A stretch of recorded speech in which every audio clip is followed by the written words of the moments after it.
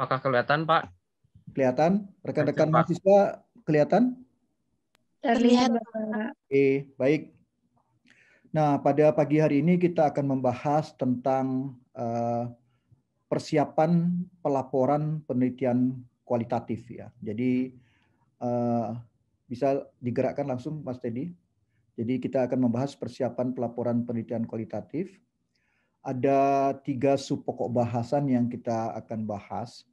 Pertama adalah evaluation findings of a qualitative research ya. Jadi bagaimana kita mengevaluasi fakta-fakta atau data-data yang temuan-temuan kita dalam suatu riset kualitatif. Kemudian yang kedua, kita akan membahas validitas dan reliabilitas. Porsi terbesar dalam perkuliahan ini lebih banyak pada sub pokok bahasan kedua, yaitu tentang validitas dan reliabilitas. Dan ini sangat penting untuk menetapkan kuat lemahnya ya kualitas dari temuan-temuan yang kita lakukan di dalam penelitian kualitatif. Jadi mohon perhatian, meskipun kita paham ya validity dan reliability ini ketika Anda mendapatkan mata kuliah MPS juga kita bahas, dan pandangan-pandangan validitas dan reliabilitas yang kita peroleh ketika kita membahas MPS dengan pendekatan kuantitatif itu lebih banyak merupakan pandangan-pandangan aliran-aliran positivistik. Nah, istilah validitas dan reliabilitas ini memang pandangan-pandangan positivistik dan kemudian kita gunakan di dalam pendekatan-pendekatan kualitatif ya. Jadi kita pinjam, tidak semua bisa diterima. Oleh karena itu, rekan-rekan mahasiswa, di dalam penjelasan nanti saya akan sedikit mengulang ya apa sih makna dari validitas dan reliabilitas secara umum. Kemudian nanti kita akan membahas bagaimana pemahaman validitas dan reliabilitas itu di dalam pendekatan dan metode-metode kualitatif, khususnya apakah dalam pendekatan dalam aliran-aliran fenomenologis maupun konstruktivis ya, itu yang kita lihat. Jadi ini yang kita bahas. Jadi sekali lagi ini menjadi penting karena validitas dan reliabilitas ini meskipun kita pinjam dari aliran positivistik, nanti di qualitative research mempunyai pandangan-pandangan tersendiri, dan bagaimana mengukur validitas dan reliabilitas itu akan kita bahas nanti ya. Dan ini menentukan ya kuat lemahnya kualitas ya dari findings atau temuan-temuan yang kita lakukan dengan riset kualitatif. Itu yang kedua.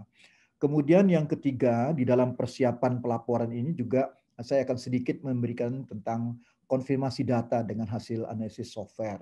Saya contohkan ini nanti tentang reliability dengan menggunakan NVivo yang membantu kita bagaimana kita mengkonfirmasi data supaya dia lebih valid dan reliable di dalam studi-studi kualitatif.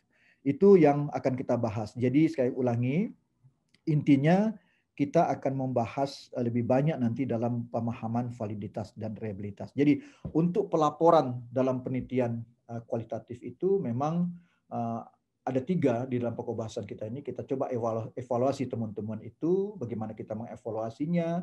Kemudian kita juga ingin melihat apakah data yang kita temukan, kemudian kita olah, kita hasilkan menjadi temuan-temuan itu absah ya, bagaimana keabsahannya, validitas dan reliabilitasnya. Kemudian yang ketiga, tren-tren sekarang sudah menggunakan software ya, menggunakan beberapa aplikasi di dalam mengolah dan menganalisis informasi-informasi atau data kualitatif, maka paling tidak bagaimana kita mengkoordinasikan data dengan hasil analisis software. Salah satu nanti saya contohkan, saya berikan pengenalan kepada Anda bagaimana menggunakan NVivo. Itu yang akan kita bahas pada pagi hari ini. Next. Ya, baik. Yang pertama kita akan membahas tentang evaluation findings of research, qualitative research ya, salah ini. Pertama, saya ingin menjelaskan tentang, sedikit mengulang ya, memberikan pemahaman bersama, mengingatkan kembali tentang penelitian kualitatif. Saya mengutip tulisannya Alfian ya, tahun 1977 tentang penelitian kualitatif ini supaya kita punya pemahaman yang bersama ketika kita kuliah dalam metode pengumpulan data, analisis data 1, 2, dan 3 sampai hari ini, saya ingin menekankan kepada rekan-rekan mahasiswa bahwa apa sih yang dimaksud dalam penelitian kualitatif itu harus kita pahami bersama-sama, sehingga proses-proses itu yang kita lakukan quote and quote secara bersamaan harus kita terapkan. Nah, seperti dikatakan oleh Alfian, ya, sesuai dengan metode kualitatif, seorang peneliti yang berada di lapangan bukan hanya mencari dan mengumpulkan data. Itu pegang itu. Bukan hanya mencari dan mengumpulkan data, tetapi juga langsung melakukan klasifikasi terhadap data itu, mengolah dan menganalisisnya, sampai membangun hipotesis, menjadi teori, serta menulis draft kasar laporannya. Sehingga dengan demikian, bila kita kembali dari lapangan, ya, kita itu sudah mempunyai sesuatu yang boleh dikatakan jadi, ya, tinggal memperbaiki di sana sini. Jelaslah kiranya bahwa proses penelitian lapangan seperti ini menghendaki sistem kerja yang intensif dan terpusat sekali, karena si peneliti harus mengerjakan berbagai macam pekerjaan sewaktu berada di lapangan. Ia harus bisa membagi kegiatan dan waktunya secara baik, teratur, dan berdisiplin. Rekan-rekan mahasiswa, ini penekanan yang saya berikan kepada kita semua. Bedanya penelitian kualitatif dengan penelitian kuantitatif, misalnya survei. Anda ke lapangan menggunakan kuesioner sebagai instrumen, kemudian melakukan sampling untuk siapa respondennya, kemudian mewawancarai, kemudian kita editing, ya, kita bersihkan kuesioner tersebut, dan setelah selesai di lapangan kita bawa pulang. Ya, kita bawa pulang ke tempat kita entry, kita olah, kita analisis, tidak di lapangan. Berbeda dengan penelitian kualitatif, ya. Tidak hanya mencari dan mengumpulan data di lapangan, tetapi juga langsung kita mengklasifikasi data, mengolah dan menganalisisnya. Itu berkembang selama kita di lapangan. Ini yang membedakan. Ya, jadi penjelasan saya pun tentang tadi persiapan dalam penulisan laporan penelitian kualitatif, tadi ada bagaimana mengevaluasi, bagaimana validitas dan reliabilitas, sampai bagaimana konfirmasi data dengan software, analisis software, itu pun semuanya harus dilakukan di lapangan. Ya. Nah, ini yang harus kita perhatikan dengan baik, ya, bagi rekan-rekan kalau kita melakukan proses-proses penelitian kualitatif. Next. Ya, pertama kita masuk pada bagaimana sih mengevaluasi temuan-temuan di dalam qualitative research, ya. Jadi yang pertama, ya, temuan penelitian itu baik kuantitatif maupun kualitatif membutuhkan kritik dan evaluasi untuk menilai keabsahan, ya, kesahihan dan keakuratan data yang dihasilkan. Jadi kata-kata kunci keabsahan dan kesahihan ini menuju kepada validitas dan reliabilitas data dalam pemahaman aliran-aliran positivistik. Nah, tapi nanti kita di dalam kualitatif juga bisa menerapkan apa sih padanan-padanan dalam validitas dan reliabilitas itu. Meskipun tren dalam metode-metode penelitian yang digunakan lebih banyak istilah validitas dan reliabilitas. Nah, oleh karena itu evaluasi dan kritik itu dilakukan melalui pengujian validitas dan reliabilitas untuk memperoleh hasil temuan penelitian yang benar, yaitu ketepatan data yang dihasilkan. Oleh karena itu, rekan-rekan mahasiswa, dalam kita mempersiapkan pelaporan penelitian kualitatif, maka kita harus cek and recheck kembali bagaimana validitas dan reliabilitas ini. Ya, ini menjaga kualitas, ya, dari temuan-temuan yang kita lakukan di dalam riset-riset kualitatif.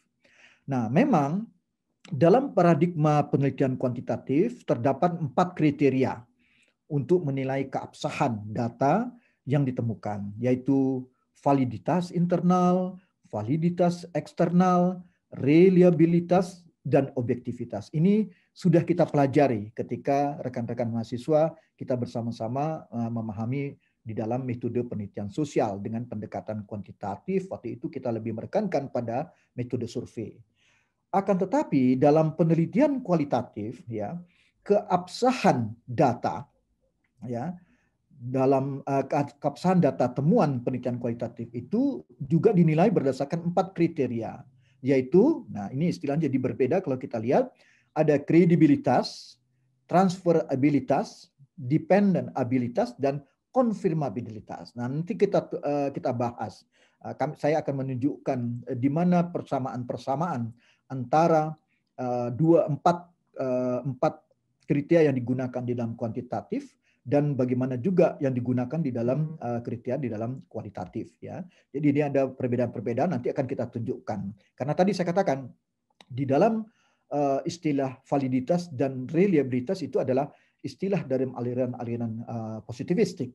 Sedangkan di dalam kualitatif, apakah itu fenomenologis atau konstruktivis, itu menggunakan kriteria-kriteria yang dapat kita padankan nanti dalam berbagai hal, walaupun tidak 100% sama, tetapi paling tidak menunjukkan bagaimana keabsahan dalam penelitian kualitatif itu dilakukan. Oleh karena itu, ya, di dalam evaluation findings ini, pengguna penelitian atau konsumen penelitian harus mengkritik, ya, penelitian kualitatif untuk melihat bagaimana konsep kredibilitas, ya, transferabilitas, dan konfirmabilitas itu dipenuhi dalam sebuah penelitian. Maaf, ini harusnya ada kredibilitas, transferabilitas, dependabilitas, dan konfirmabilitas itu dipenuhi dalam suatu penelitian. Lebih lanjut, ketika penelitian kualitatif berkembang dan mengubah pemahaman fenomena, strategi untuk mengevaluasi kredibilitas dapat berkembang dan juga berubah.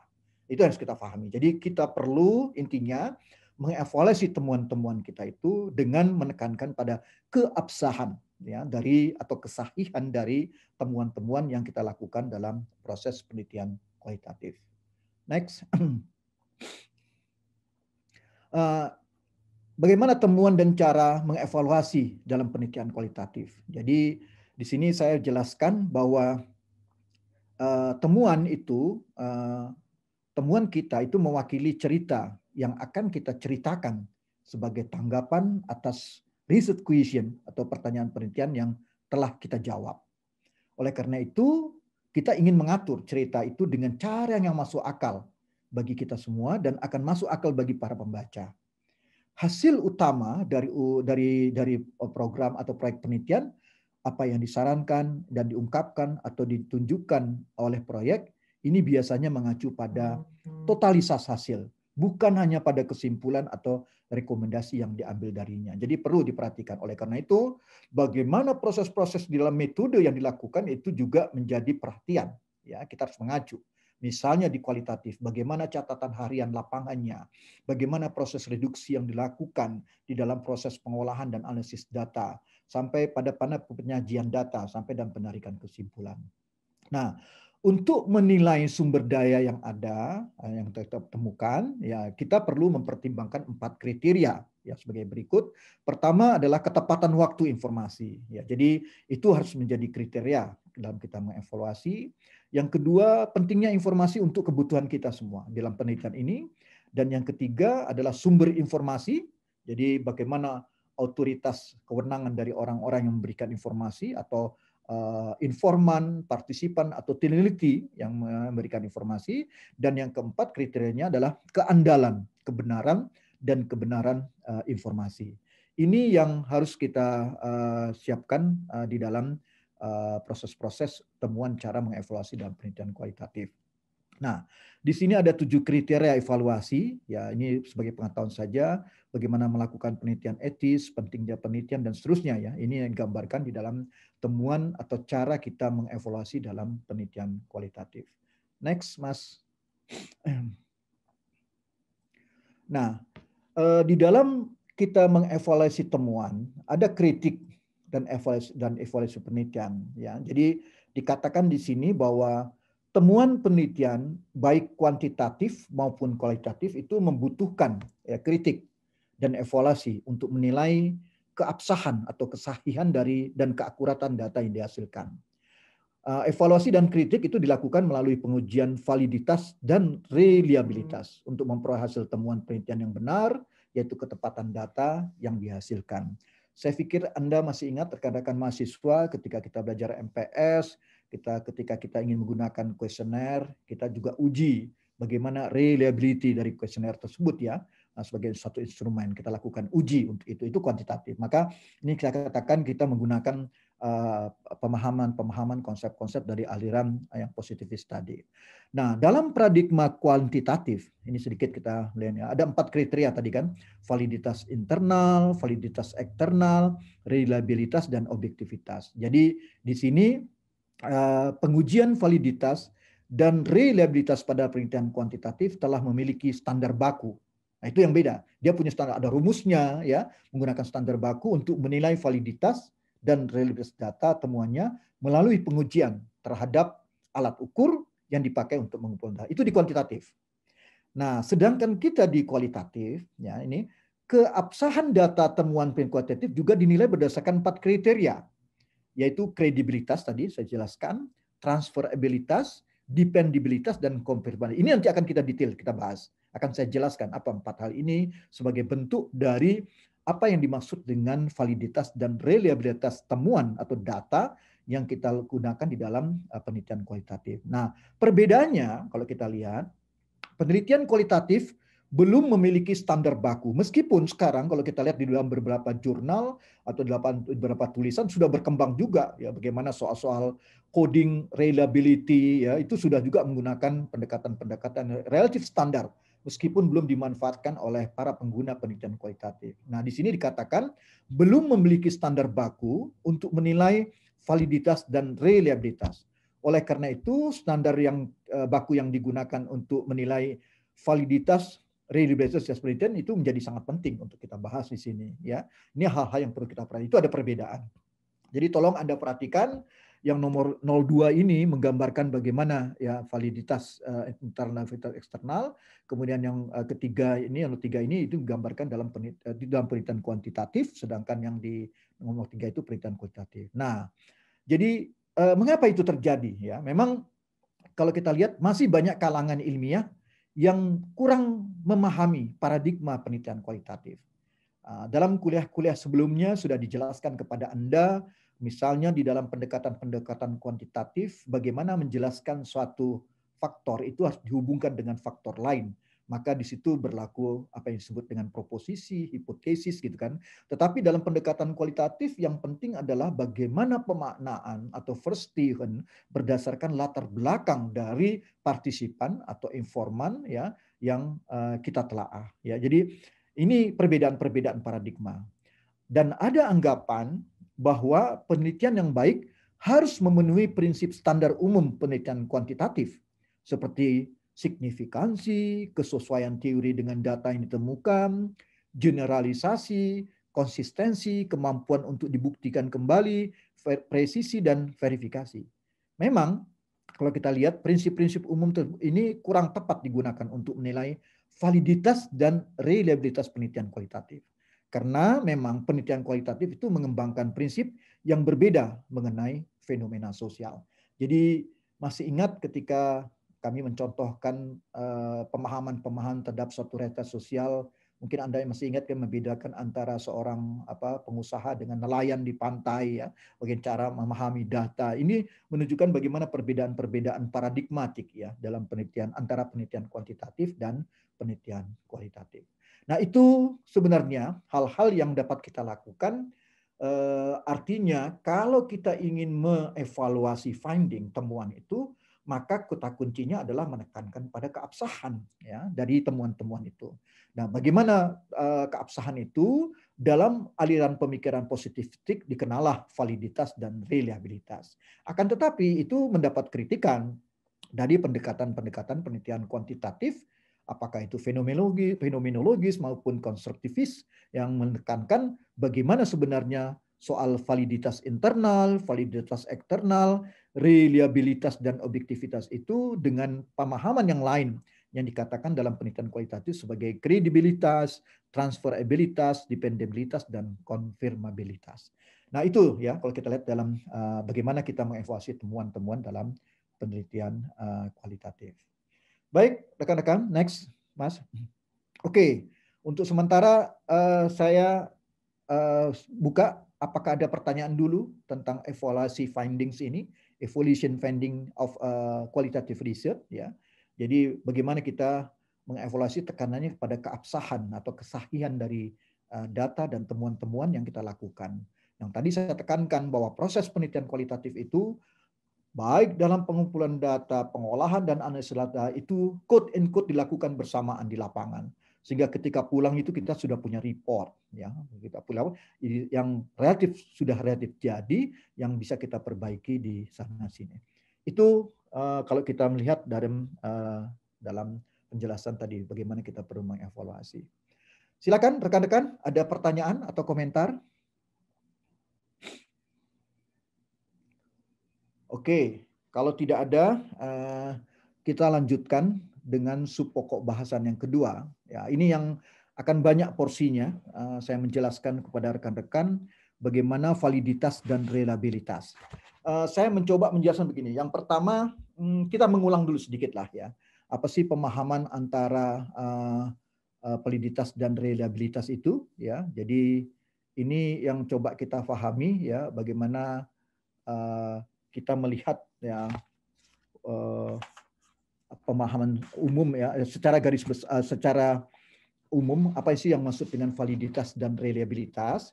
Kemudian nanti saya akan menjelaskan bagaimana validitas di dalam penelitian kualitatif dan reliabilitas dalam penelitian kualitatif. Kemudian terakhir bagaimana kita menerapkan tadi hal-hal yang saya katakan ada 4 tadi yang kita lakukan di dalam kualitatif, baik dari kredibilitas sampai kepada konfirmabilitas itu yang akan kita bahas. Itulah yang menekankan kepada persoalan reliabilitas dan validitas. Baik rekan-rekan, ya. Jadi kita mulai sedikit memahami dulu ya, apa sih yang maksud dengan validitas dan reliabilitas ini? Karena tadi saya katakan ini sangat menentukan kualitas, ya. Jadi akurasi, keabsahan, kesahihan dari temuan-temuan yang kita lakukan, baik dalam penelitian kuantitatif maupun dalam kualitatif. Meskipun pada hari ini kita menekankan pada kualitatif. Jadi kita memang memahami bahwa antara peneliti dan tineliti atau partisipan kalau kita lihat ya atau responden ya itu berlangsung persoalan tentang reliabilitas dan validitas data ya, dari yang diperoleh. Itu kita pahami. Nah, persoalan reliabilitas itu berhubungan dengan pertanyaan, apakah alat pengukur yang dipakai peneliti itu sesuai untuk mengukur apa yang ia ingin ketahui, apa yang ingin peneliti ketahui. Nah, tuntutan reliabilitas ini mengakibatkan semua agar kita melihat semua kesatuan mengalami stimulus atau pertanyaan yang sama. Jadi didekati secara sistematis dan dengan pertanyaan-pertanyaan yang sudah diberi struktur. Nah, dengan ini maka tidak dimaksudkan ya bahwa seseorang responden, partisipan atau informan itu memberikan jawaban yang sama jika ia dihadapkan kepada pertanyaan yang sama. Yang dimaksudkan di sini adalah apa yang disebut dengan intrasubjektivitas. Bahwa peneliti yang sama itu menyandikan jawaban yang sama dengan cara yang sama. Dan yang kedua, selain intrasubjektivitas, di dalam pemahaman reliabilitas itu juga ada antar subjektivitas. Bahwa peneliti yang berlainan memberikan jawaban yang sama dengan cara yang sama. Ya. Jadi sudah jelas tidak harus bahwa apakah responden, informan, atau partisipan itu memberikan jawaban yang sama.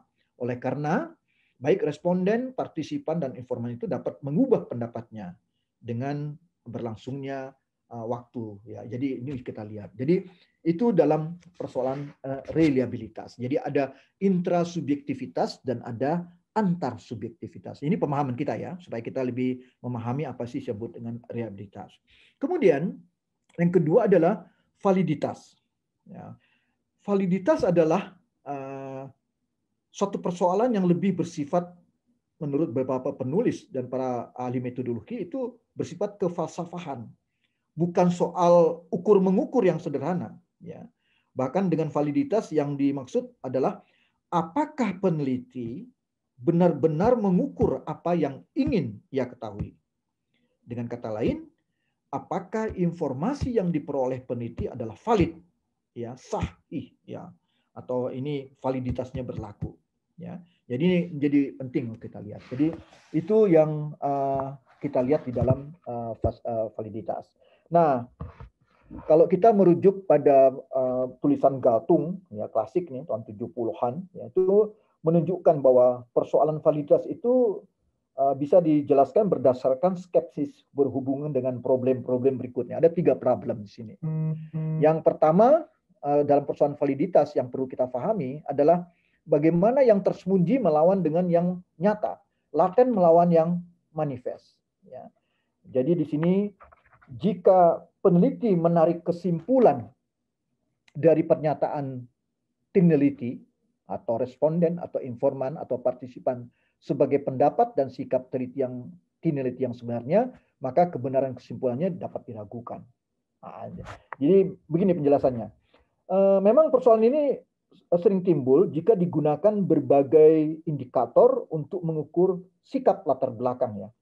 Jadi berbagai indikator itu dapat digunakan untuk melakukan pengecekan satu sama lain.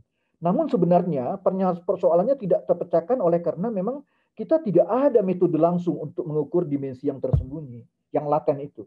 Ya, jadi laten adalah sesuatu sangkaan sebenarnya ya, bahwa apa yang diucapkan, yang kita jelmakan tidaklah cocok dengan arti yang tersembunyi dan tidak disadari. Itu yang kita sebut dengan yang laten. Itu problem pertama. Ya, persoalan validitas itu adalah laten melawan manifest. Ini sedikit mengulang nih supaya kita paham. Nanti kita ketika masuk pada pengamalan kualitatif kita akan bisa memahami apa yang disebut dengan validitas dan reliabilitas dalam kualitatif. Kemudian yang kedua adalah pernyataan versus pemikiran. Dapatkah kita menyimpulkan bahwa pemikiran yang sebenarnya dari ucapan si peneliti, atau si responden, atau informan, atau si partisipan. Jadi apakah kita menyimpulkan pemikiran yang sebenarnya dari ucapan si peneliti. Jadi pernyataan melawan pemikiran. Nah, pertanyaan ini dapat dirumuskan jika orang-orang itu diwawancarai, ya, apakah mereka katakan itu sesuai dengan apa yang mereka pikirkan, ataukah mereka itu memberikan jawaban yang tidak benar? Nah, ini jadi pertanyaan kita.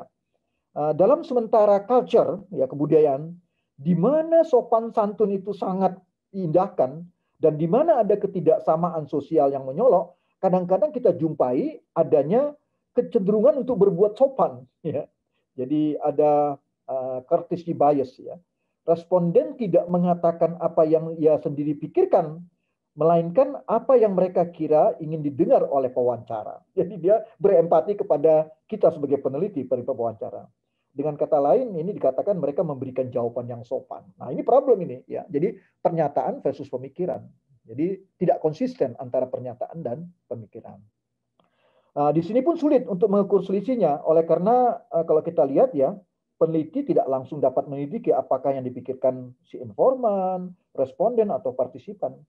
Ada kemungkinan ya, jika kontak antara peneliti dan responden itu sudah berlangsung agak lebih lama, jika sudah menjadi suatu kontak pribadi yang intens ya, lebih banyak dan cenderung untuk berbuat sopan itu sudah berkurang, ya, ini diberikanlah jawaban-jawaban yang quote and quote lebih benar.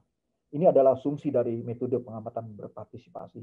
Oleh karena itu sering kita katakan kalau kita sebulan di lapangan itu jangan-jangan 2 minggu itu masih tipu-tipu semua itu. Minggu 3 ke 4 baru setelah hubungan dekat baru kita mendapatkan informasi-informasi benar. Nah, untuk menyelesaikan persoalan ini diperlukan tadi pengamatan-pengamatan berpartisipasi. Itu yang kedua ya, pernyataan versus pemikiran. Dalam konteks validitas yang ketiga adalah persoalan lisan versus tingkah laku. Sampai berapa jauhkah kita dapat menyimpulkan bahwa tingkah laku responden, peneliti atau partisipan yang sebenarnya dari ungkapan-ungkapan lisannya. Ya, jadi dalam konteks ini sering peneliti itu dihadapkan dengan kenyataan bahwa dengan ungkapan lisannya si partisipan atau responden atau si informan itu tidak mencerminkan apa yang sebenarnya ia perbuat. Ya, ini tidak perlu merupakan keengganan, melainkan dapat diakibatkan oleh sebab-sebab yang dapat kita identifikasi. Misalnya responden bukannya memberikan jawaban yang deskriptif ya, melainkan jawaban yang normatif. Nah, ini dia. Dia tidak mengatakan bagaimana sesuatu itu terjadi sesungguhnya, melainkan bagaimana sesuatu itu seharusnya terjadi. Ini bisa berlangsung. Kemudian yang kedua adalah Bisa juga responden atau informan atau tineliti itu memberikan jawaban yang umum dan bukannya jawaban yang khas. Misalnya, ia tidak mengatakan apa yang ia lakukan kemarin pagi, tetapi yang biasa ia lakukan tiap pagi. Nah, ini kan beda ini, ya, antara yang umum dengan yang khas. Padahal yang kita tanya apa yang dia lakukan kemarin pagi. Kemudian yang ketiga, masalah yang ketiga adalah bisa saja responden, informan, atau partisipan itu memberikan informasi tentang masa lalu yang belum lama berselang dan bukannya tentang masa yang sudah lebih lama lewat. Ini bisa terjadi. Ya. Jadi itu persoalan-persoalan kalau kita lihat antara reliabilitas dan validitas. Nah, pengertian umum pemahaman kita jadi antara penelitian-peneliti itu memang berlangsung persoalan tentang reliabilitas dan validitas. Saya tekankan lagi bahwa validitas dan reliabilitas inilah yang menentukan kualitas ya dari temuan-temuan yang kita lakukan. Dalam pemahaman ini, reliabilitas menekankan kepada intrasubjektivitas dan antarsubjektivitas, sedangkan validitas tadi menekankan banyak persoalan-persoalan validitas, laten versus manifest, ya pernyataan versus pemikiran, sampai lisan pada tingkah laku. Jangan-jangan misalnya lebih banyak yang disampaikan oleh si responden, informan, atau tineliti itu lebih pada hal-hal yang normatif. Itu pemahaman kita ya tentang mengulang dulu sebelum kita masuk pada yang kualitatif. Next, Mas. Nah, jadi ya dari penjelasan-penjelasan tadi saya ingin mengatakan begini. Memang persoalan validitas itu rumit ya. Sering terjadi pertentangan ya antara validitas dan reliabilitas. Ya. Padahal persyaratan kedua dimensi ini tidak mudah untuk dikombinasikan antara validitas dan reliabilitas. Ya. Reliabilitas memerlukan pendekatan yang sudah distandarkan secara relatif formal. Ya, kita tahu ketika kita belajar di MPS sebelum ini kan Anda juga belajar bagaimana instrumen kuesioner itu bisa kita hitung bagaimana tingkat reliabilitasnya. Namun pendekatan ini ya reliabilitas ini menghasilkan informasi yang kadang-kadang kurang valid. Ya. Nah, pertentangan ini juga kita jumpai ya dalam diskusi-diskusi antara pendukung-pendukung metode kualitatif dan pendukung-pendukung metode kuantitatif. Nah, ini saya tunjukkan di sini ya kalau kita lihat di sini. Golongan yang kualitatif ya itu menekankan kepada pengumpulan informasi yang valid, basisnya harus berdasarkan kontak pribadi yang lama dengan si informan, responden, atau partisipan. Kata kuncinya itu. Jadi ada hubungan yang lama berdasarkan kontak pribadi yang lama. Ya, itu kalau kita lihat dalam pendekatan dalam metode-metode kualitatif.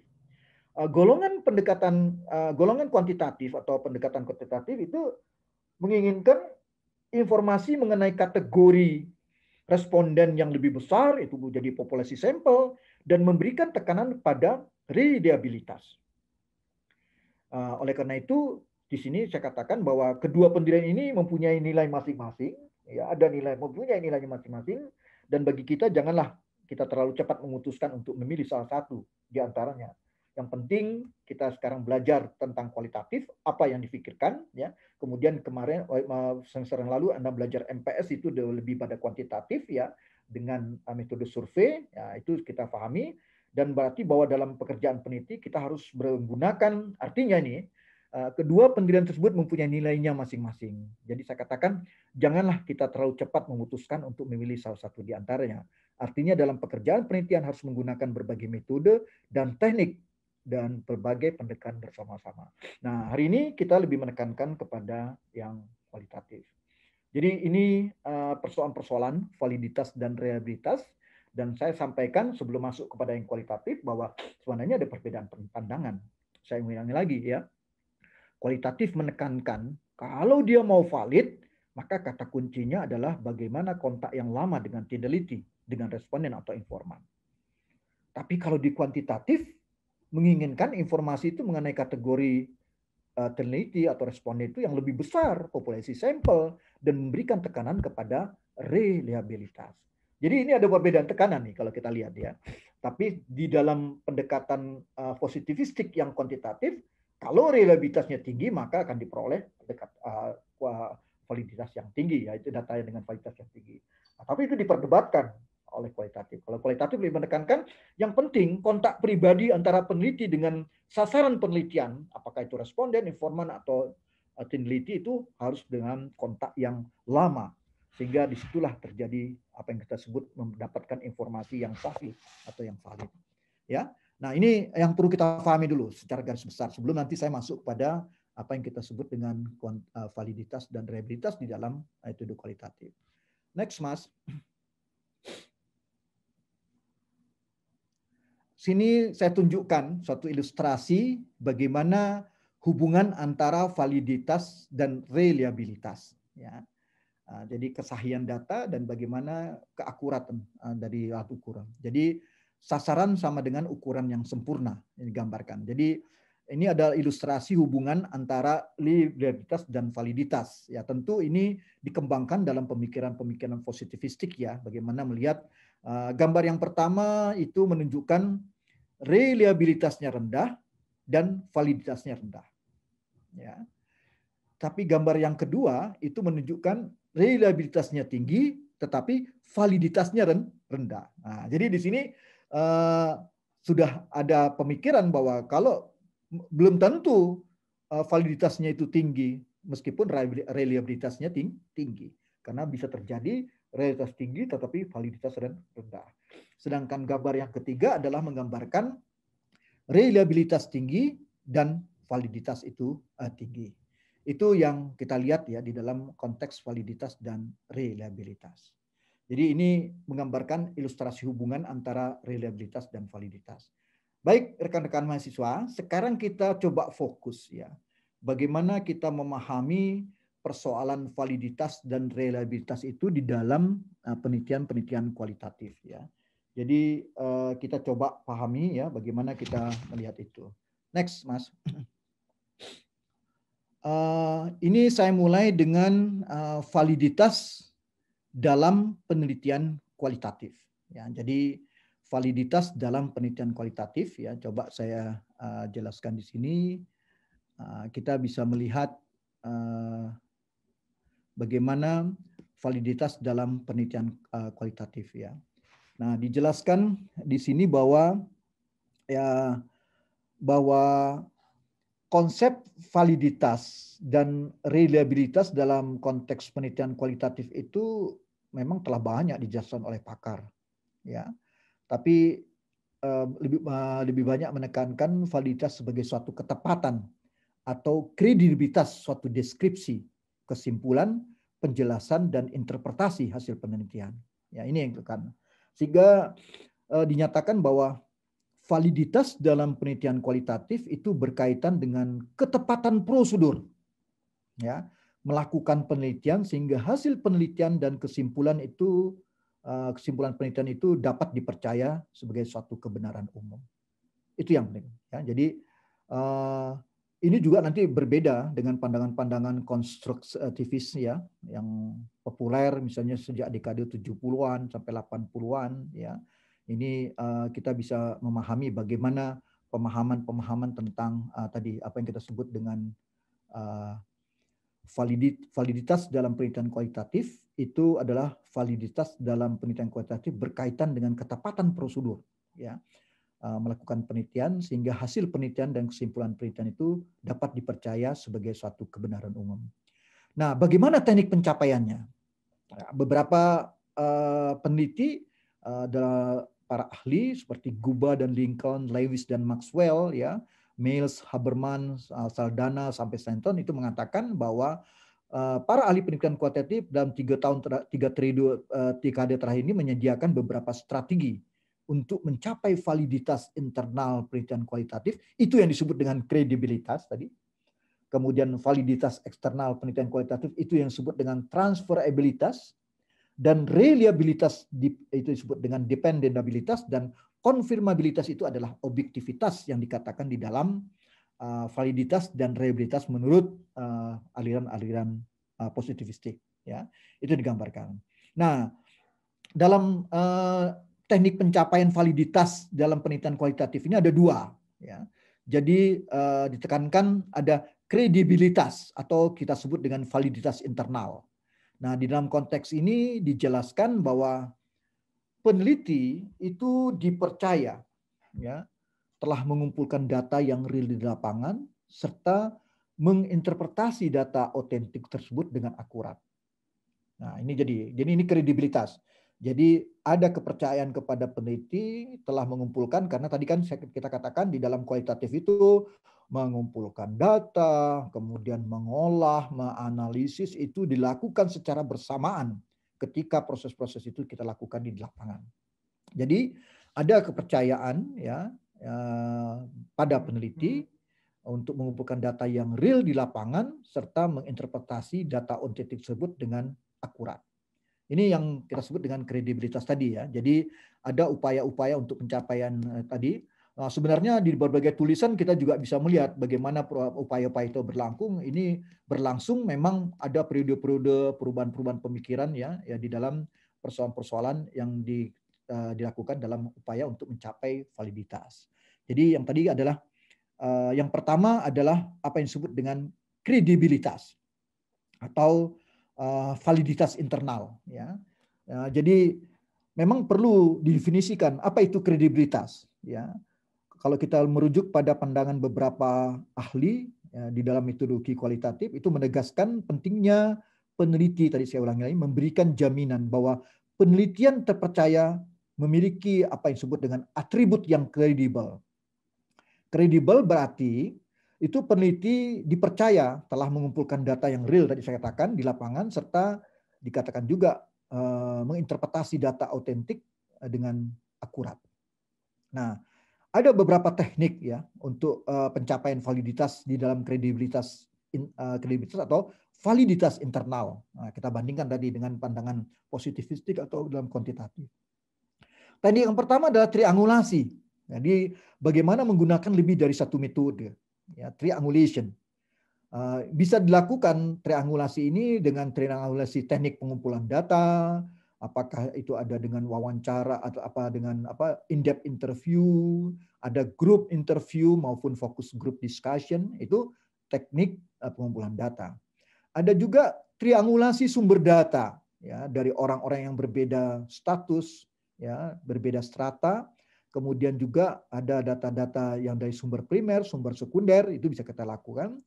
Bisa juga kita menggunakan triangulasi teori dari ragam teori, sampai juga bisa dari sisi peneliti kita lakukan triangulasi peneliti. Bagaimana dengan peneliti yang berbeda untuk topik-topik atau isu-isu riset question yang sama. Nah, tentu berkaitan dengan triangulasi ini ya, teknik pengumpulan data ya, misalnya peneliti sebaiknya menggunakan 3 tadi saya katakan, bisa tadi menggunakan in-depth interview atau menggunakan juga group interview sampai focus group discussion, atau ditambah juga dengan observasi. Jadi ini ada mix method yang bisa kita lakukan ya. Jadi ini adalah berbagai cara yang dilakukan dengan triangulasi. Itu yang pertama. Kemudian yang kedua bisa juga dengan feedback. Ya, feedback ini sangat penting untuk mengurangi bias personal peneliti.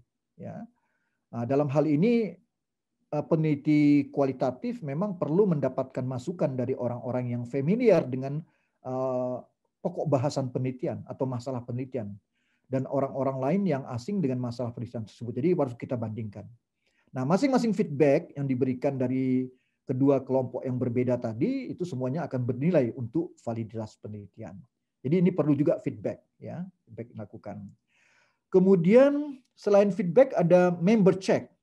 Ya, member check ini peneliti itu, maksud saya peneliti kualitatif itu perlu mendapatkan masukan dari orang-orang yang telah diteliti.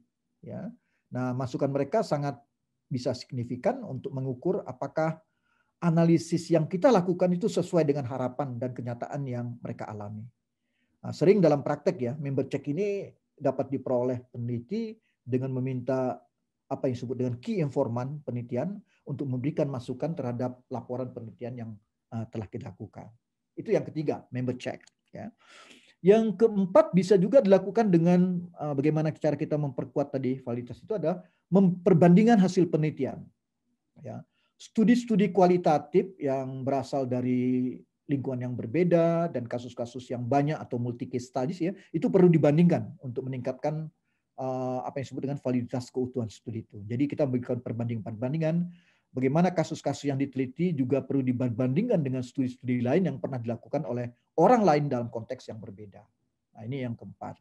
Yang kelima, kita bisa melakukan dengan apa yang saya katakan pernyataan kesediaan informan. Ya, jadi di sini disebut dengan pernyataan kesediaan informan. Ya, itu bisa kita lakukan. Ya, pernyataan kesediaan informan ini bisa kita lakukan misalnya untuk meningkatkan kredibilitas proses dan hasil penelitian kualitatif. Jadi sangat penting ya bagi kita peneliti untuk menyediakan format surat pernyataan tersebut. Ini sering juga disebut dengan consent form ya. Tapi kadang-kadang kalau di Indonesia kita membuat seperti ini bisa jadi juga bias nih, ada kekhawatiran dan sebagainya. Itu ya memang ya, ini karena memang tingkat pendidikan yang berbeda, pengetahuan yang berbeda bisa memahami seperti itu. Berikutnya adalah memahami setting penelitian. Jadi dituntut peneliti kualitatif itu perlu mengenal setting penelitian dengan baik sebelum melakukan penelitian sehingga proses pengumpulan data dapat dilakukan dengan baik. Kalau istilah kita dalam pengembangan masyarakat masih ingat itu apa yang disebut dengan social mapping ya, itu kita harus memahami bagaimana setting-setting penelitian itu menjadi sangat penting. Kemudian ada thick description berdasarkan risk data. Nah, maksudnya di sini adalah apa yang dimaksudkan dengan atau risk description ini adalah peningkatan validitas internal penelitian kualitatif. Bagi peneliti pemula biasanya istilah ini mungkin masih bingung ya, sehingga perlu dijelaskan ya.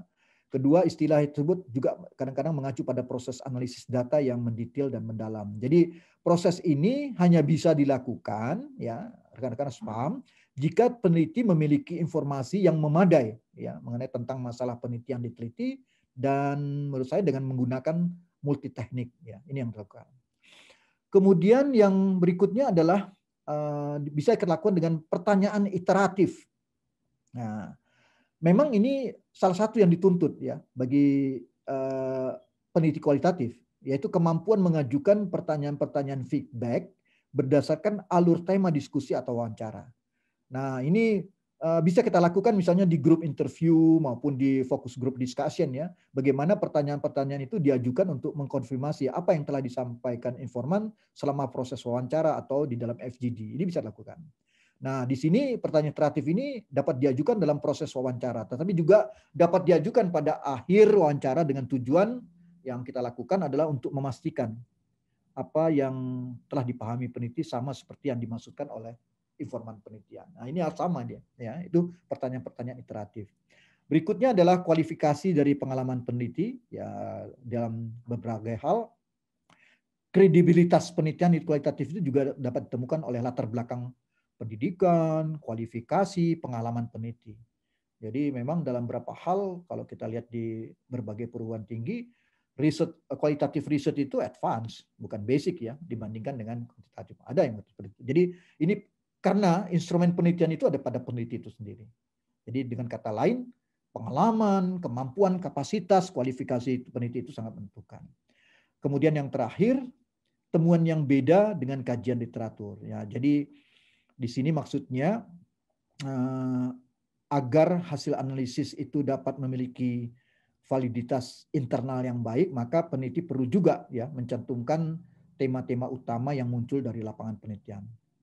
Tetapi mungkin tidak sesuai dengan kajian literatur atau kerangka teoritis. Nah, ini perlu dijelaskan peneliti sehingga muncul dalam setting penelitian dan bagaimana situasi nyata dari kasus-kasus atau tema-tema tersebut. Baik, itu rekan-rekan, itu yang kalau kita lihat ya, bagaimana teknik pencapaian dalam pencapaian validitas, terutama untuk kredibilitas ya, atau kita sebut di dalam pendekatan kuantitatif itu namanya validitas internal. Ya, kita sebut dalam kualitatif itu ada kredibilitas. Yang kedua adalah transferabilitas atau validitas eksternal. Nah, transferabilitas ini berkaitan dengan sejauh mana ya hasil analisis data penelitian itu dapat diaplikasikan pada setting penelitian yang lain. Nah, ini transfer. Jadi dapatkah dia diaplikasikan pada setting penelitian yang lain ya. Stanton tahun 2004 menjelaskan bahwa untuk mencapai validitas eksternal penelitian kualitatif itu menurutnya peneliti perlu secara mendetail menjelaskan. Ya, ada 6 yang perlu dijelaskan. Pertama, konteks organisasi atau komunitas yang diteliti, mengapa komunitas atau organisasi yang itu dipilih, dan berapa jumlah organisasi yang terlibat. Itu yang pertama. Yang kedua adalah perlu menjelaskan persyaratan menjadi informan penelitian. Apa kriteria-kriteria utama memilih informan penelitian? Ya. Kemudian yang ketiga adalah jumlah partisipan yang berpartisipasi. Ya. Keempat, apa alasan penggunaan metode penelitian tertentu? Mengapa tidak menggunakan metode yang lain? Ini harus dijelaskan. Dan yang kelima, waktu yang dibutuhkan untuk wawancara. Apakah itu in-depth interview, group interview, focus group observation, focus group discussion sampai pada observasi. Dan yang terakhir adalah waktu yang dibutuhkan untuk keseluruhan penelitian tersebut. Nah, ini yang dimaksud dengan transferabilitas atau validitas eksternal. Nanti akan saya jelaskan lagi lebih detail ya, bagaimana kita melihat validitas dan reliabilitas penelitian kualitatif. Oke, itu kalau kita lihat bagaimana validitas dalam penelitian kualitatif. Memang tekanannya adalah pada kredibilitas dan transferabilitas. Ya, jadi ada teknik-teknik pencapaian validitas melalui 2 hal tadi, yaitu meningkatkan kredibilitas atau kalau kita padankan dalam pendekatan kuantitatif disebut validitas internal.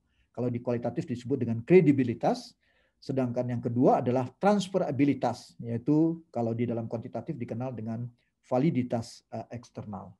Itu kalau kita lihat di dalam validitas dalam penelitian kualitatif. Next, Mas. Nah, kemudian yang kedua adalah bagaimana reliabilitas dalam penelitian kualitatif. Ya, jadi saya katakan di sini bahwa reliabilitas dalam periode modern sekarang ini, ya, saya tidak menjelaskan yang lebih-lebih tradisional ya, karena cukup lama untuk menjelaskannya. Reliabilitas dalam periode modern ini diartikan sebagai konsistensi metode dan hasil penelitian. Jadi metode dan hasil penelitian. Nah, dikatakan suatu penelitian kualitatif itu reliable jika hasil penelitian itu dapat direplikasi oleh para peneliti lainnya. Nah, jadi reliable dia, ya, hasil satu penelitian itu reliable apabila hasil penelitian itu dapat direplikasi. Kalau saya melakukan suatu penelitian kualitatif, kemudian Anda rekan-rekan masih bisa menggunakan mereplikasinya, itu dikatakan bahwa penelitian kualitatif itu reliable. Nah, di sini dikatakan untuk menghasilkan penelitian kualitatif yang reliable ini, ya, maka para peneliti kualitatif itu mendokumentasikan catatan lapangannya, baik dalam bentuk jurnal, harian, maupun dalam catatan-catatan lapangan bentuk memo. Nah, saya secara pribadi pernah 2 tahun tinggal di Lombok Selatan bersama Pak Juara Lubis dan Pak Haryanto dari FEM. Itu kita setiap hari melakukan kajian-kajian kualitatif, mempunyai catatan-catatan lapangan selama 2 tahun di sana. Nah, itu bisa menjadi ukuran-ukuran reliabilitas dalam penelitian kualitatif. Ya, jadi harus didokumentasikan. Nah, kalau sekarang kita tidak perlu pakai kertas, dulu pakai mesin tik, saya masih ingat pakai mesin tik pemilu itu yang besar itu, kita ngetik gitu ya. Dulu kan belum ada komputer, kalau sekarang udah lebih soft ya, bisa disimpan ya. Bagaimana reliabilitas dalam penelitian kualitatif itu bisa kita lakukan. Nah, untuk reliabilitas ini ya, maka ada teknik-teknik pencapaian reliabilitas itu, ada 3 ya yang disampaikan di dalam metode ini di dalam reliabilitas dalam penelitian kualitatif. Yang pertama adalah audit proses penelitian atau inquiry audit. Nah, di sini dikatakan konsistensi data dapat diperoleh dari hasil penilaian terhadap data-data primer yang otentik. Bagaimana proses reduksi data melalui coding tematik, analisis serta bukti hasil coding yang tersimpan dalam notes ya, itu memerlukan syarat-syarat pengukuran ya yang sangat efisien dan efektif yang kadang-kadang diperlukan melalui teknik manajemen dan analisis data dengan software, misalnya NVivo. Nah, ini sudah lakukan karena semua proses penelitian terekam dalam NVivo dan dapat ditampilkan pada saat analisis data. Nah, kita sudah punya software, punya aplikasi, ya, kita punya platform untuk melaksanakan bagaimana audit proses penelitian atau inquiry audit. Ya, ini dilakukan dari reliabilitas. Jadi sekarang kita sudah dibantu dengan teknologi ya.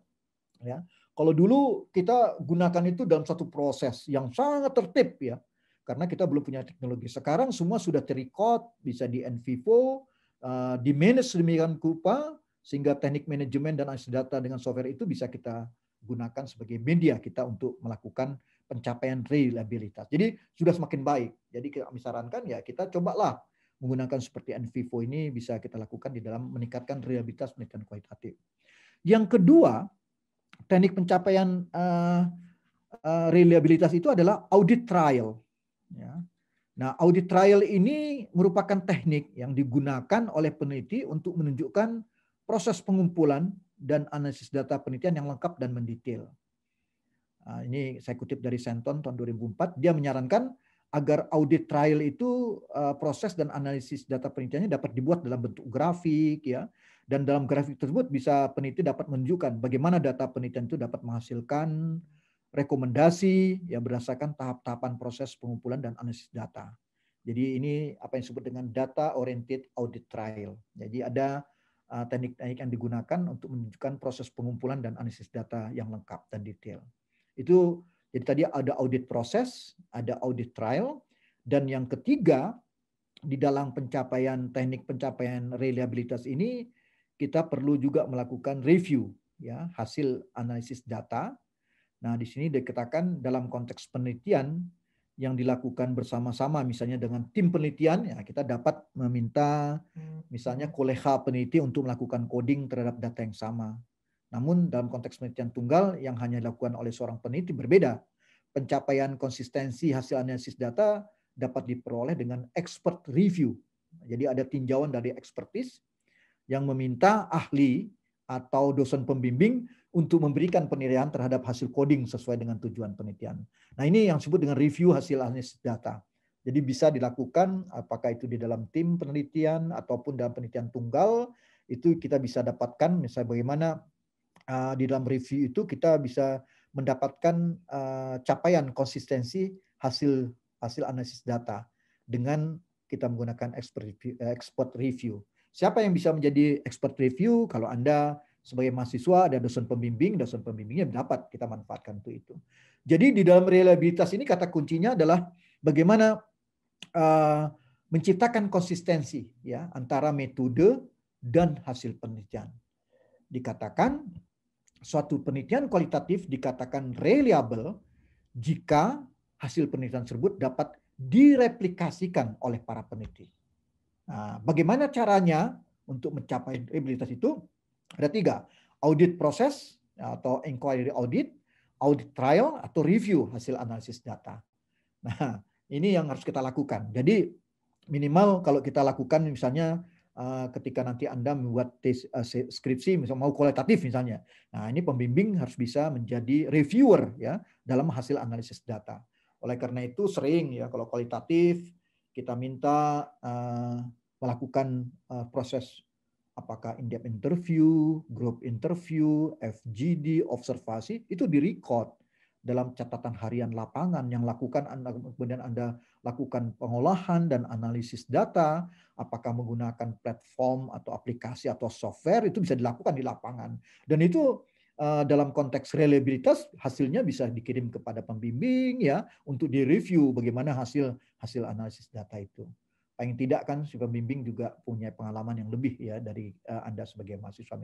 Misalnya kalau kita lihat dalam konteks reliabilitas.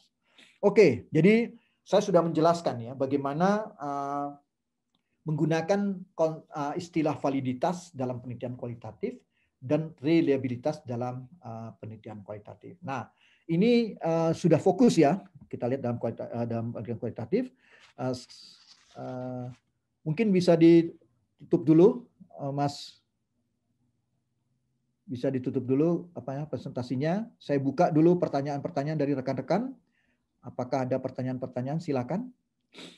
Memang sekali lagi saya tekankan bahwa validitas dan reliabilitas ini menentukan kualitas, keabsahan dari temuan-temuan kita dalam kualitatif.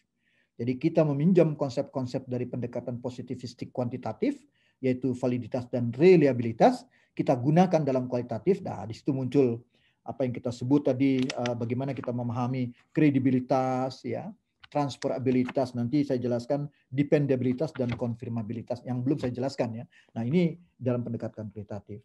yang kita lakukan. Nah, tren sekarang di zaman modern ini kita sudah punya kita mempunyai platform atau kita mempunyai software yang dapat kita gunakan untuk bagaimana kita mempersiapkan laporan studi kualitatif itu dengan melihat tadi validitas dan reliabilitas. Silakan, ada komentar atau pertanyaan?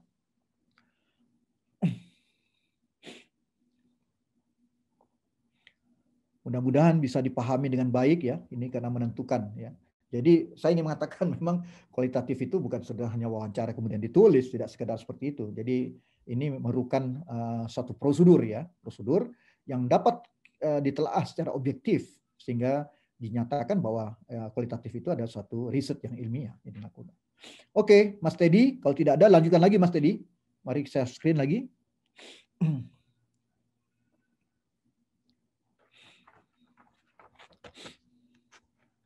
Apakah kelihatan, Pak? Sudah kelihatan. Next, Mas. Nah, bagaimana mengimplementasikan validitas dan reliabilitas dalam penelitian kualitatif itu? Tadi saya katakan itu yang kita sebut dengan uji keabsahan data. Ya, jadi kalau reliabilitas kita kepada alat ukur, instrumen, masalahnya dalam penelitian kualitatif instrumennya ada pada peneliti kan. Jadi reliabilitas itu lebih banyak dalam kualitatif itu ya mengobok-obok si penelitinya sebagai instrumen. Kemudian validitas itu lebih menekankan kepada bagaimana akurasi, ketepatan data.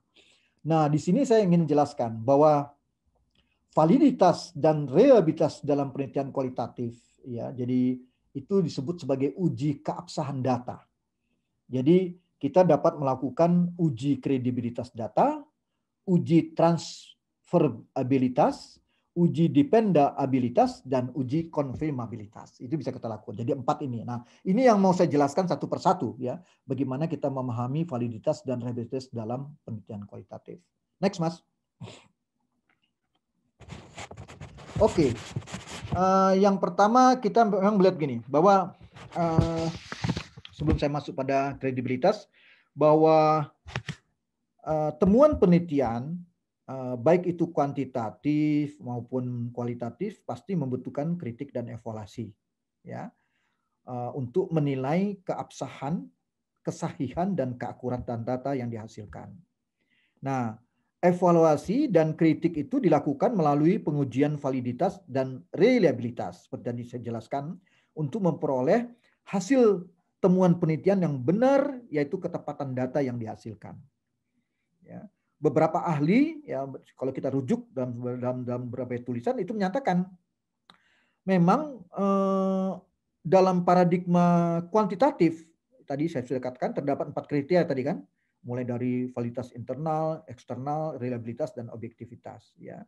Sedangkan dalam penelitian kualitatif tadi ada kredibilitas, ini yang mau kita jelaskan, transferabilitas, dependabilitas dan konfirmabilitas. Nah, permasalahan tadi kita sudah lihat kalau dalam kuantitatif itu bagaimana uji-uji itu sudah alat ukur yang dipakai sudah ada alat ukur yang dipakai, sedangkan di kualitatif belum punya standar baku. Maka banyak dikatakan tadi bahwa kalangan yang kurang memahami ya persoalan di dalam penelitian kualitatif. Oke, yang pertama kita melihat kredibilitas. Jadi ada 4. Intinya saya ingin mengatakan gini. Dalam mempersiapkan laporan penelitian kualitatif, ya kita harus melihat keabsahan ya, dari temuan-temuan yang kita lakukan. Nah, di dalam pendekatan kualitatif, keabsahan itu dijelaskan dengan 4 hal tadi. Kredibilitas, transferabilitas, ya kemudian dependabilitas dan konfirmabilitas. Nah, saya coba menjelaskan ya satu persatu apa yang disebut dengan masing-masing tadi dalam penelitian kualitatif. Nah, ini harus kita lihat.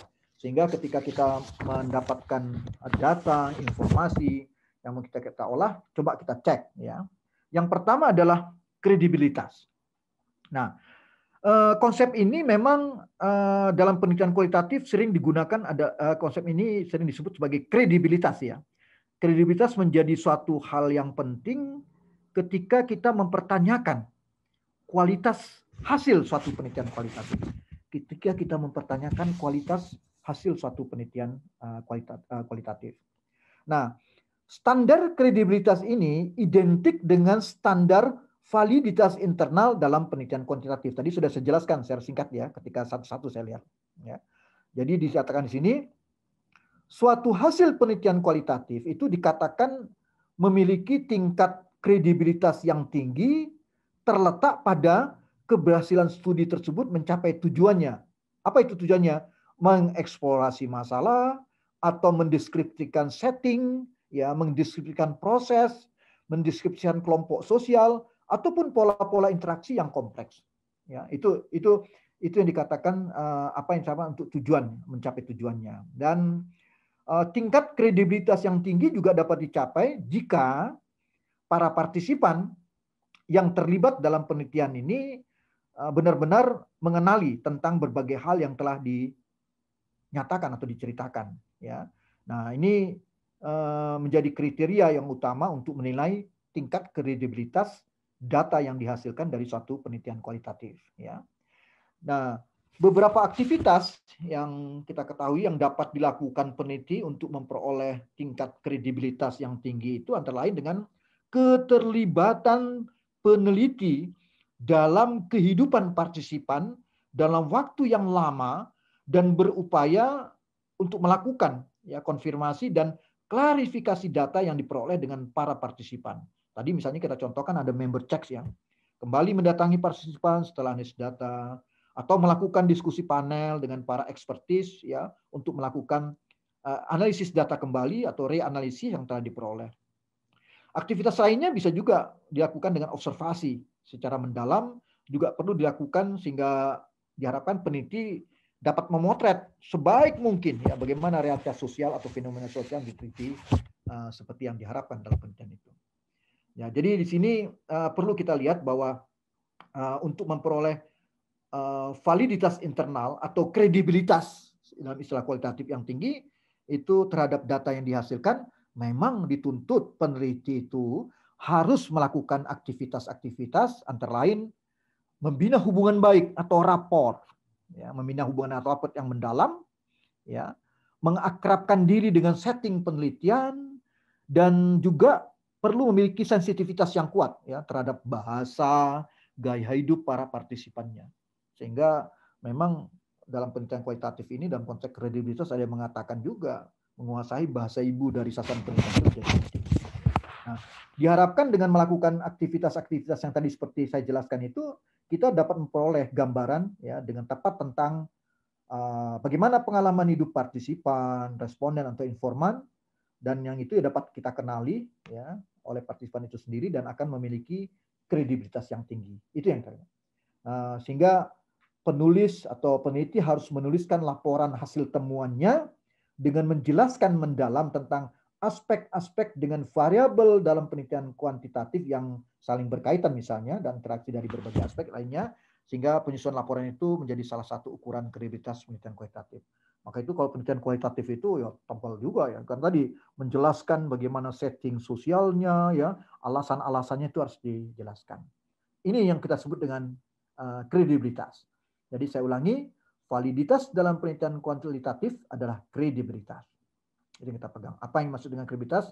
Tadi saya katakan bahwa itu standar kredibilitas itu identik dengan standar validitas internal dalam penelitian kuantitatif.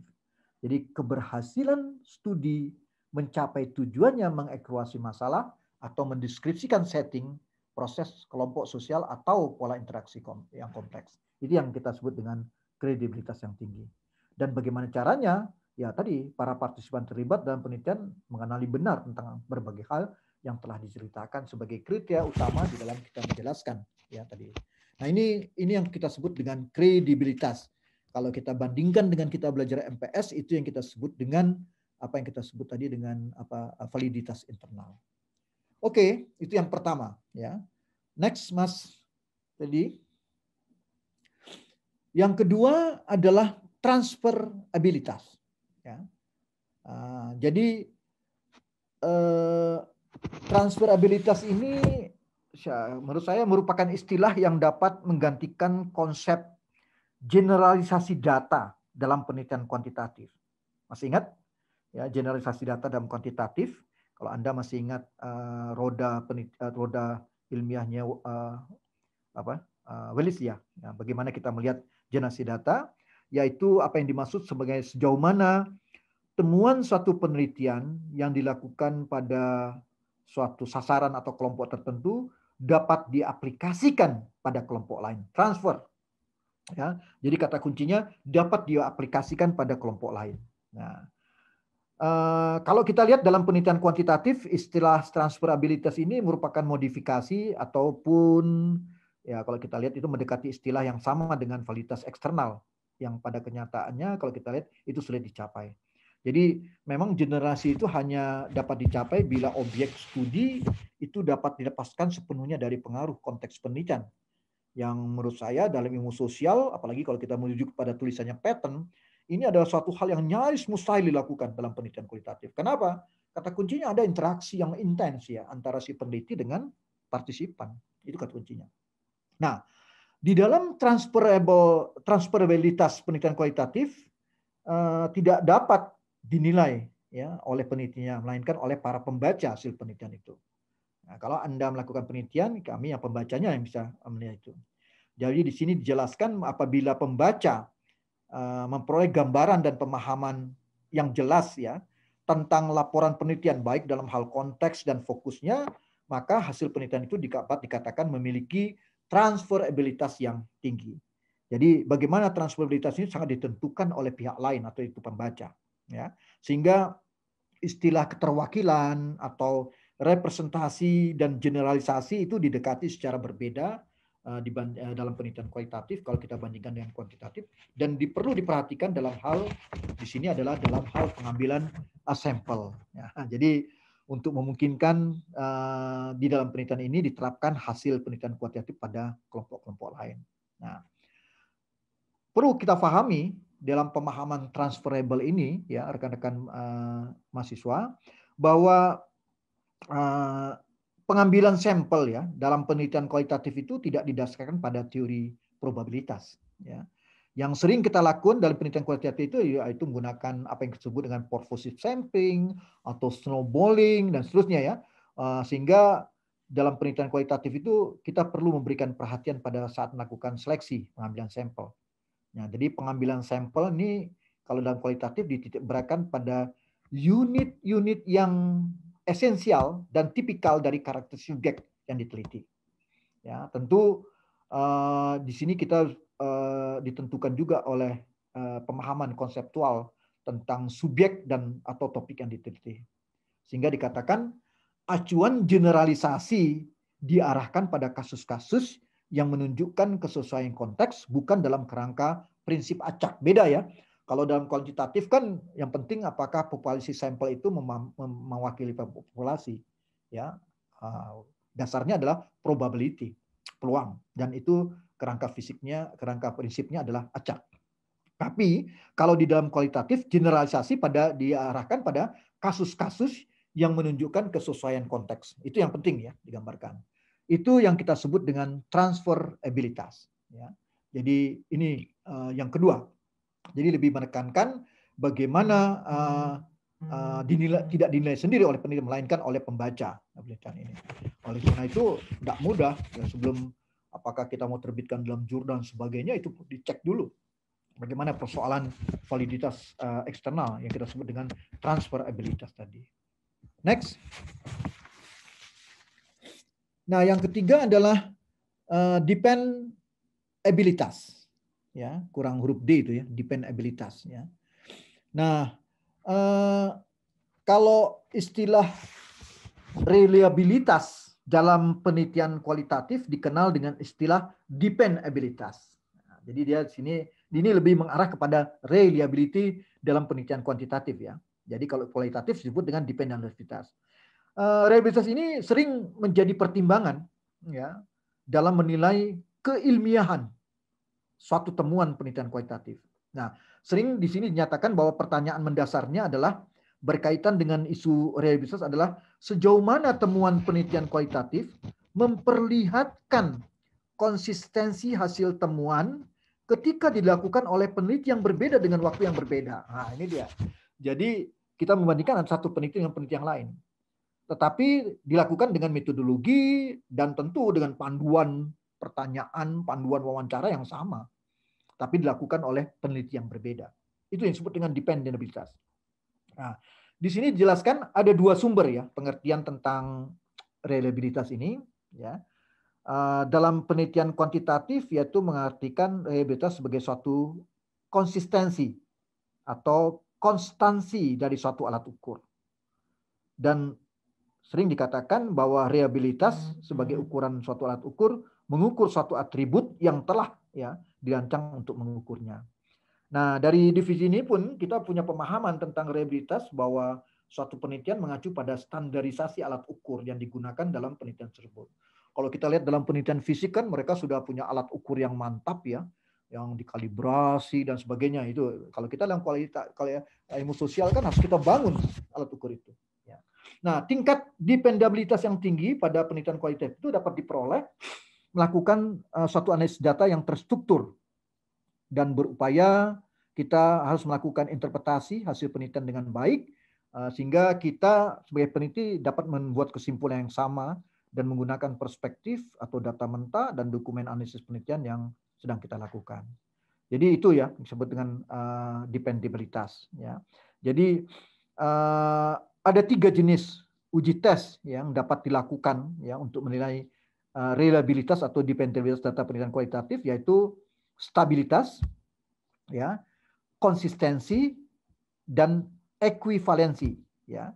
Nah, di sini dikatakan kalau stabilitas itu dapat dinilai atau diuji ketika menanyakan berbagai pertanyaan yang identik dari seorang partisipan pada waktu yang berbeda, menghasilkan jawaban yang konsisten. Kemudian kalau konsistensi dapat dinilai jika panduan wawancara atau panduan pertanyaan atau daftar kuesioner yang digunakan peneliti itu untuk mewawancarai partisipannya dapat menghasilkan apa yang disebut dengan satu jawaban partisipan yang terintegrasi ya dengan dan sesuai dengan pertanyaan atau topik yang diberikan. Ini penting ya. Jadi sedangkan ekuivalensi itu dapat diuji dengan menggunakan bentuk-bentuk pertanyaan alternatif yang memiliki kesamaan arti dalam satu wawancara tunggal. Ini bisa kita lakukan.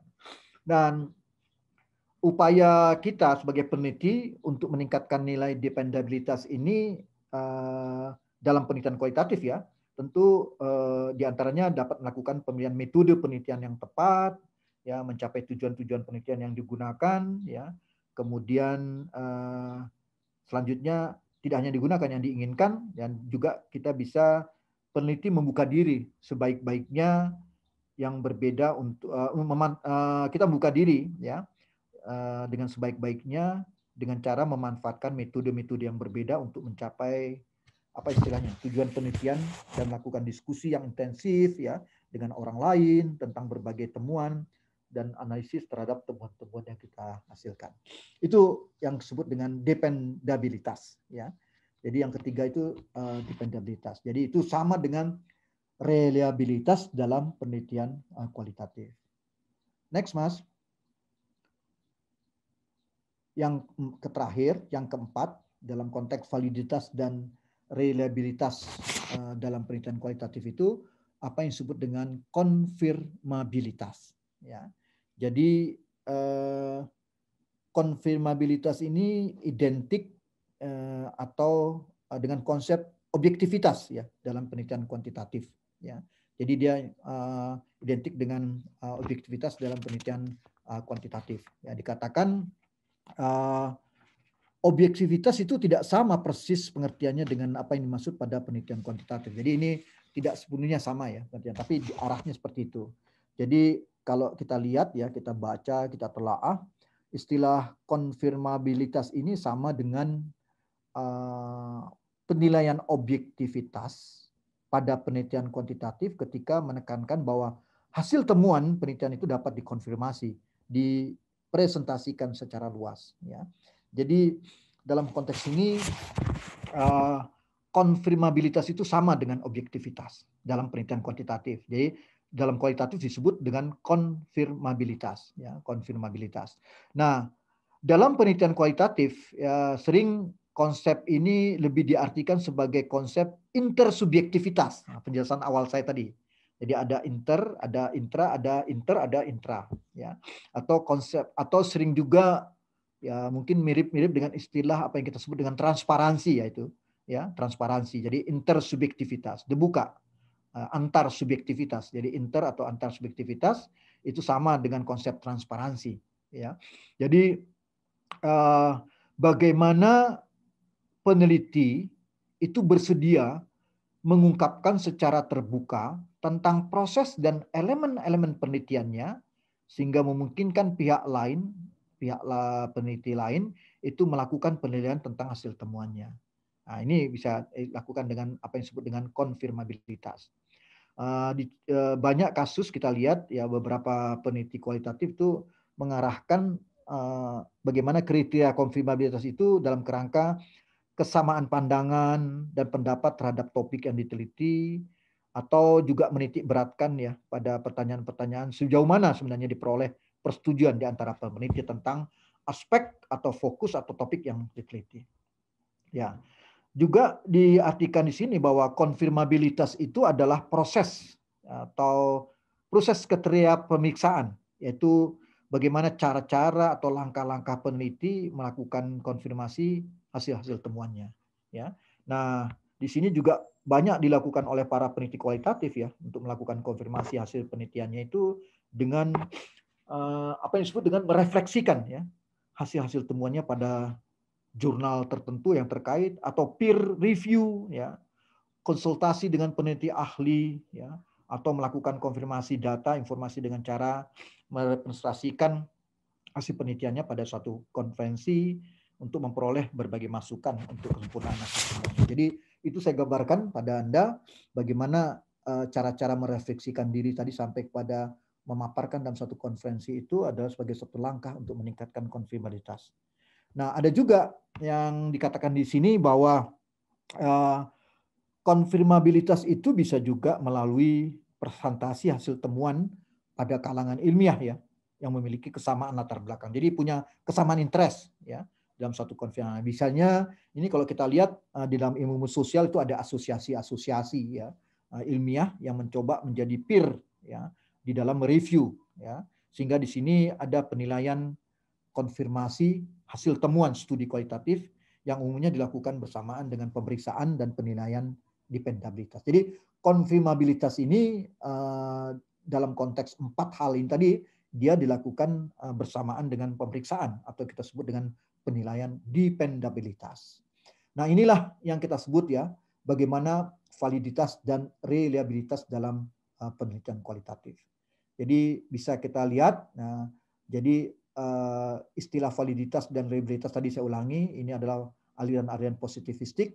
Kemudian di dalam kualitatif menggunakan istilah kredibilitas, ya, kemudian dependabilitas, kemudian konfirmabilitas, ya, sampai tadi kita juga menjelaskan apa yang kita sebut dengan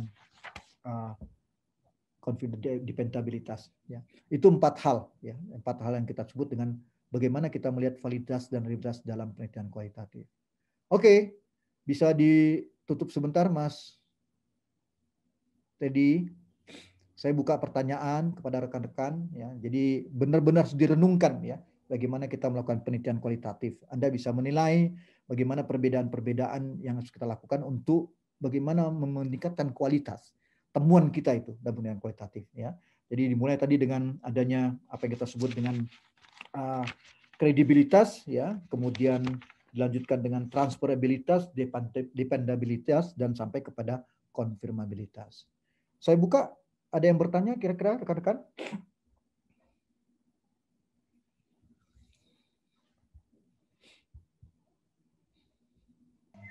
Selamat pagi, Bapak. Selamat pagi, Tia ya? Iya, Pak. Silakan Tia. Ya, terima kasih Pak atas kesempatannya. Saya izin bertanya, apakah terkait dengan uji-uji reliabilitas dan validitas tadi, apakah harus dijabarkan gitu ya Pak dalam laporan kita? Itu sebenarnya secara tidak langsung nanti akan terlihat bagaimana dalam metodologi proses-proses dilakukan. Mulai dari kredibilitas, transferabilitas, dependabilitas, dan konfirmabilitas. Kan proses dilakukan. Nah, biasanya itu diceritakan, ya. Maka itu saya katakan dalam penelitian kualitatif itu biasanya penjelasannya panjang gitu ya. Itu lakukan. Nah, jadi itu kan untuk memperkuat paling tidak pembaca bisa menilai apakah data, informasi dan temuan ini memang absah gitu ya. Tadi dicek kalau kita merujuk pada pendekatan kuantitatif dengan validitas dan reliabilitas, di kualitatif menggunakan kredibilitas, transferabilitas, dependabilitas dan konfirmabilitas. Itu yang dilihat. Ya, jadi hasil-hasil yang akurat, absah itu tentu melalui proses itu. Pertanyaan Anda kan, apakah ini dikemukakan? Ya, paling tidak di dalam metodologi itu dijelaskan. Ya, apa-apa yang proses dilakukan untuk memperkuat atau tadi mengabsahkan temuan-temuan yang dilakukan. Begitu Tia, dilakukan. Iya Bapak, terima kasih banyak. Oke, ada teman-teman yang lain?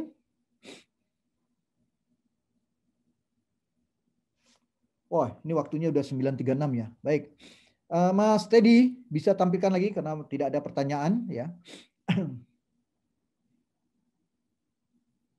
Mas Teddy bisa di share screen lagi. Ya, sudah kelihatan bagus Mas Teddy. Next.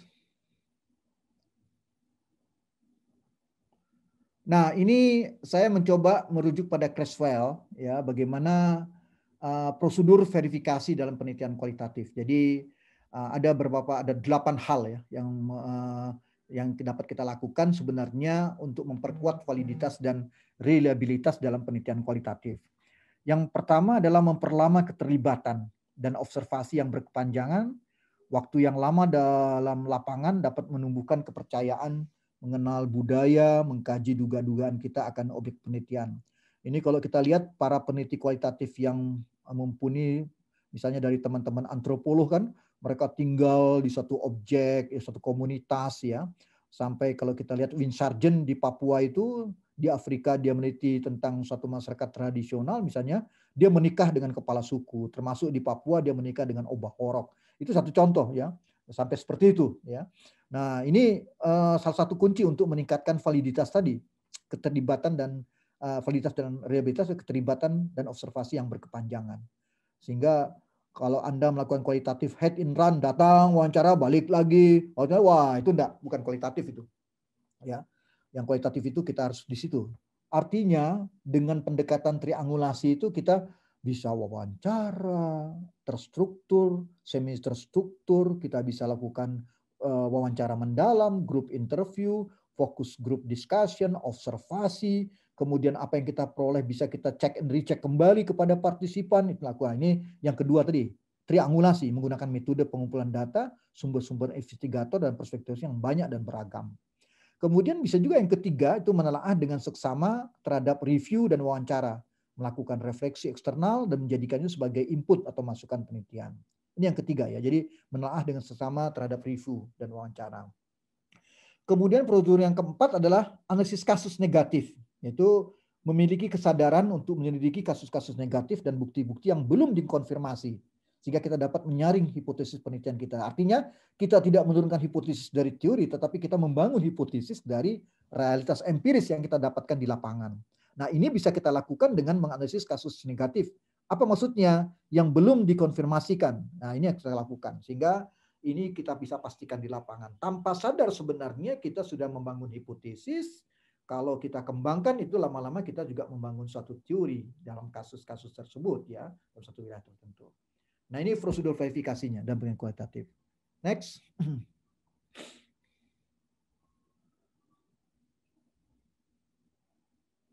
Kemudian yang kelima itu bisa juga kita lakukan dengan klarifikasi terhadap bias penelitian. Jadi bagaimana refleksi atas subjektivitas yang kita miliki dan bagaimana kita juga menggunakan dan memonitornya dalam penelitian kita. Jadi kita perlu klarifikasi nih, karena instrumennya kan ada pada peneliti, biasnya itu kuat, maka perlu klarifikasi, ya klarifikasi. Kemudian tadi juga kita jelaskan ada member checking, ya membagikan naskah wawancara, pemikiran-pemikiran analitik, draft laporan final. Jadi kalau kita lihat penelitian kualitatif itu, kalau ada hasil kita diajak diskusi oleh peneliti, kita membahas, ini ada member checking. Sampai juga bagaimana deskripsi yang kaya dan lengkap itu mengizinkan pembaca untuk memasuki konteks penelitian. Jadi beri ketempatan untuk memberikan masukan, kritik atas pandangan-pandangan dari para pembaca dengan deskripsi yang sudah kaya dan lengkap. Yang dan terakhir adalah audit eksternal. Artinya memberikan kesempatan orang luar untuk menguji proses dan hasil penelitian melalui pemeriksaan catatan-catatan lapangan, jurnal penelitian, dan skema berkode analitik dan lain-lain. Nah, disinilah yang menentukan ya, kita melihat bagaimana ada audit eksternal tadi dilakukan. Ini 8 langkah dalam prosedur verifikasi dalam penelitian kualitatif kalau kita merujuk pada Creswell. Next, Mas. Oke.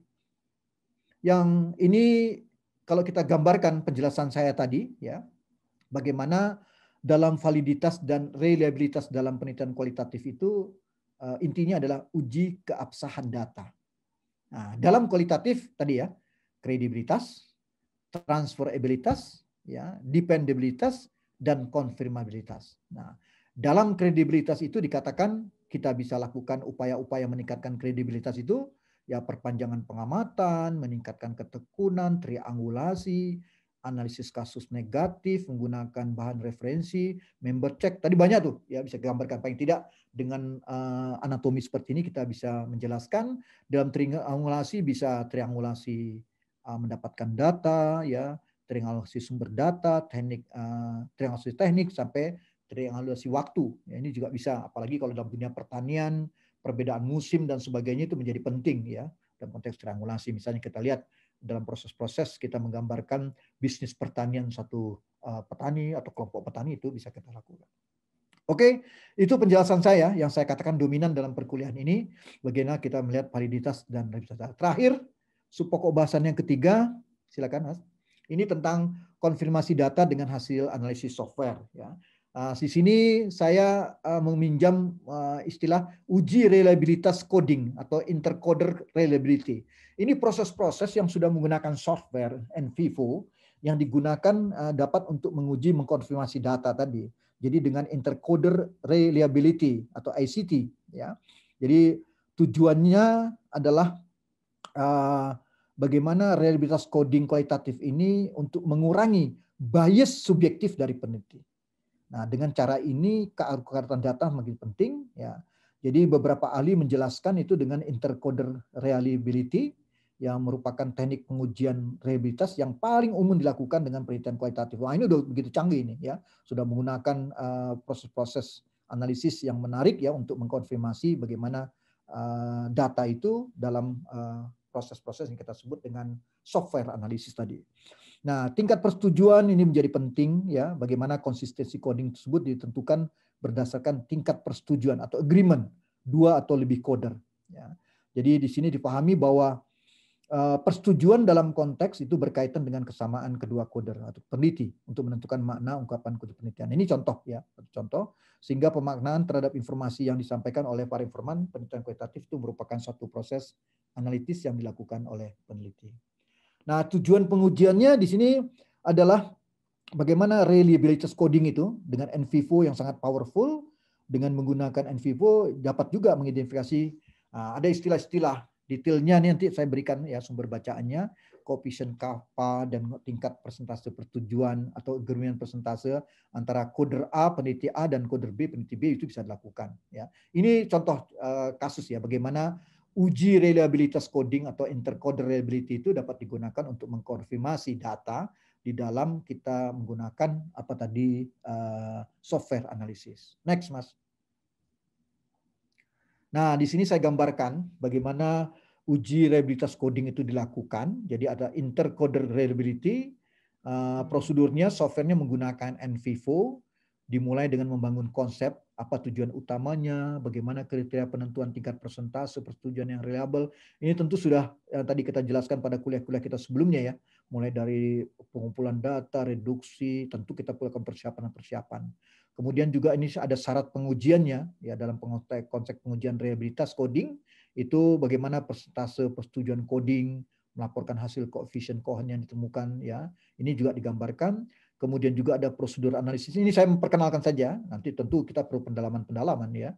Ini saya baru memperkenalkan saja bagaimana prosedur analisisnya. Ini bisa dilakukan dengan ACR dan tadi dengan NVivo. Kemudian juga yang keempat adalah proses interpretasi dalam analisis reliabilitas coding. Dapat menginterpretasikan rentang persentase. Nah ini ada ukuran-ukurannya nih. Sampai ada hitung-hitungan bagaimana rentang persentase agreement kedua berisar antara 88 sampai 100%, dikatakan tinggi atau rendah, dan seterusnya. Ini interpretasinya.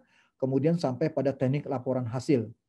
Nah ini karena untuk penulisan, setelah mendapatkan hasil pengujian tadi, intercoder reliability tadi dengan NVivo, tugas peneliti selanjutnya adalah menuliskan hasil analisis tersebut.